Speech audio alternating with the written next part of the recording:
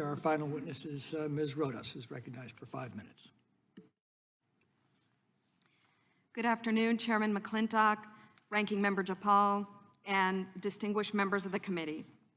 It is an honor to be here. I thank you for the invitation to share my testimony. My goal is to inspire action to safeguard the lives of migrant children, including the staggering 85,000 that are missing.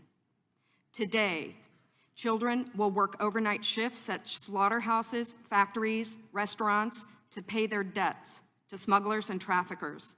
Today, children will be sold for sex. Today, children will call a hotline to report they are being abused, neglected, and trafficked, and we don't know if they're going to get the help they need.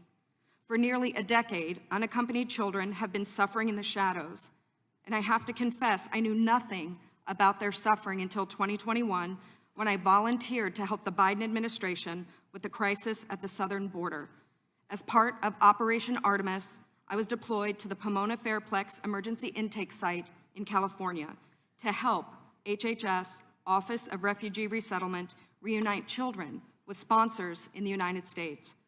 I thought I was going to help place children in loving homes.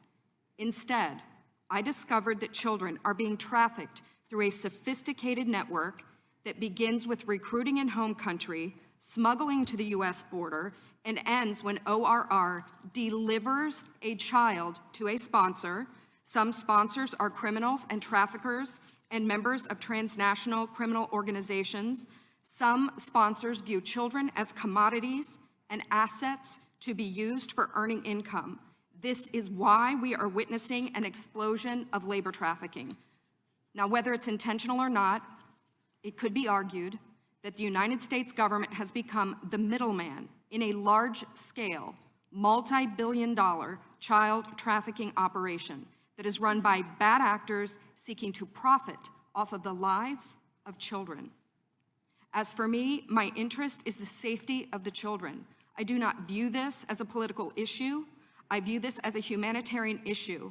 I assure you, my motives are the highest and best. I want the children protected. So I want to tell you some of what I witnessed personally at the Pomona Fairplex.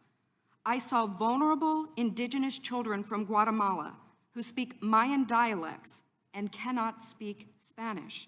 That means they cannot ask for help in English. They cannot ask for help in Spanish. They become captives of their sponsors. I have sat with case managers as they've cried to tell me the horror of what has happened to children as they make the journey to this country. I saw apartment buildings where 20, 30, and 40 unaccompanied minors have been released. I saw sponsors trying to simultaneously sponsor children from multiple ORR sites at one time. I saw sponsors using multiple addresses to obtain sponsorships of children. And I saw numerous cases of children in debt bondage, and the child knew they had to stay with the sponsor until the debt was paid. Realizing that we were not offering the children the American dream, but instead putting them in modern-day slavery with wicked overlords was a terrible revelation. A terrible revelation. These children are a captive victim population with no access to law enforcement or knowledge of their rights. They are extorted, abused, neglected, and that is why I blew the whistle in 2021. I witnessed firsthand the horrors of child trafficking and exploitation.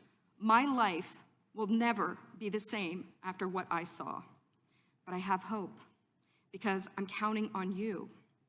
It's my hope that you'll take action to end this crisis, to safeguard the lives of these vulnerable children. People have asked me, what can be done? What would you suggest? Well, first, I think HHS's #1 priority is oversight. They must commit to oversight, transparency, and accountability.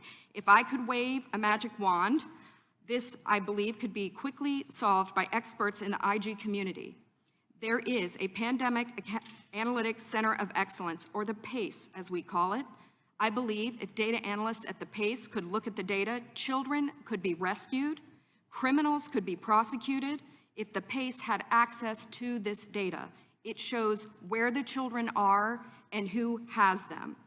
I think also we need to change the culture of speed over safety. Speed is the wrong performance measure when dealing with children. We need to revamp the vetting process of sponsors and have case managers who have investigative backgrounds, data analytics backgrounds, some certified fraud examiners. And I think we need to reimagine a system where the sponsor is the accountable party. Sponsors should be required to report to ORR. And lastly, stop retaliating against whistleblowers. Stop retaliating against the people who are trying to tell the truth to save the children. As it is written, a wise man listens to advice, while a fool continues in his folly, and HHS needs to be wise to care for these children. Thank you very much. Your time has expired.